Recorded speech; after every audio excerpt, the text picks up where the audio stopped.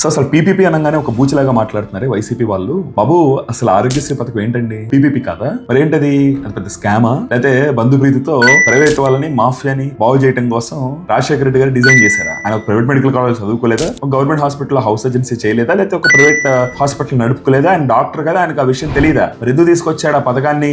మీరు ఇప్పుడు ఏదైతే నిందలు తెలుగుదేశం మీద వేస్తున్నారో అవే నా కారణం, అలాంటి దుర్మార్గమైన ఆలోచనతోనే తీసుకొచ్చాడంటారా రాజశేఖర రెడ్డి గారు కూడా? ఏంటండి మాట్లాడుతున్నారు? ఎందుకు ఇలా విషయం కక్కుతారు?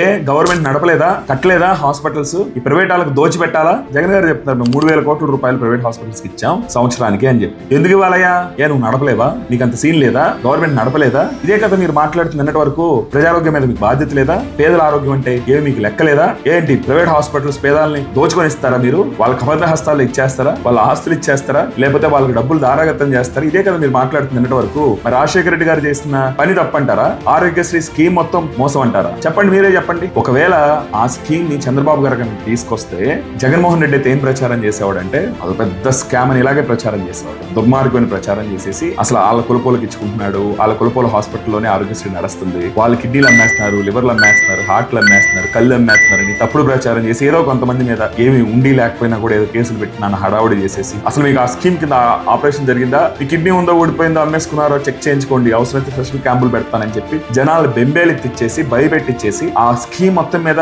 ఒక బురద వేసేసి దాన్ని క్యాన్సిల్ చేశారు. కొన్ని జగన్మోహన్ రెడ్డి గారు ఏమన్నా హెల్త్ లో పీపీపీకి వ్యతిరేకం అని మీరు అనుకునేరు. ఇది చూడండి చాలా క్లియర్ గా ఈ పత్రికా ప్రకటనలు. ఇది వాళ్ళ ఏదైతే ఒక విధానం ఉందో ఆ విధానం యొక్క మొత్తం డాక్యుమెంట్. వీళ్ళు ప్రతి నగరంలో 16 నగరాలు సెలెక్ట్ చేసుకుని సో 4 ఎకరాల వరకు, ఎకరం నుంచి 4 ఎకరాల వరకు ప్రైమ్ ఏరియాస్ లో, ఆ మెడికల్ కాలేజ్ కట్టినట్టు అడవుల్లో కాదు, ప్రైమ్ ఏరియాస్ లో ప్రైవేట్ సెక్టార్ వాళ్ళకి ల్యాండ్స్ ఇద్దాం అనుకున్నారు. మాకు 50% బెడ్స్ ఇవ్వండి, మీకు ల్యాండ్ ఇస్తాం. సో ఈ విధానంతో వచ్చారు. కానీ ఎవ్వరూ వీళ్ళని నమ్మి ముందుకు రాలేదు. ఒక్క ప్రాజెక్ట్ కూడా 16 ఒక్క ప్రాజెక్ట్ కూడా ముందుకు కదలేదు. అది వాళ్ళ క్యాలిబర్, క్యాపబిలిటీ, వాళ్ళకి ఇన్వెస్టర్స్ కి వాళ్ళ మీద ఉన్న నమ్మకం. ఇప్పుడేంటి, ఈయన ఎవడన్నా తీసుకుంటే నేను మళ్ళీ లాగేసుకుంటాను బెదిరిస్తున్నాడు. సో ఈయన బెదిరించేది ఎవడో బెదురుతాడని కాదు. ఆయనకి తెలిసిన విషయం ఏంటంటే ఆ 10 కాలేజెస్ ఏవైతే వీళ్ళు పీపీపీకి ఇస్తానంటున్నారో అవి ఏవి కూడా వైబిలిటీ ఉండవు. అన్ని దాదాపుగా అడవుల్లో ఉన్నవే. ఎవడో కూడా దాన్ని తీసుకోడు. ప్రైవేట్ ప్లేయరు ఫ్రీగా ఇచ్చినా కూడా తీసుకోడు.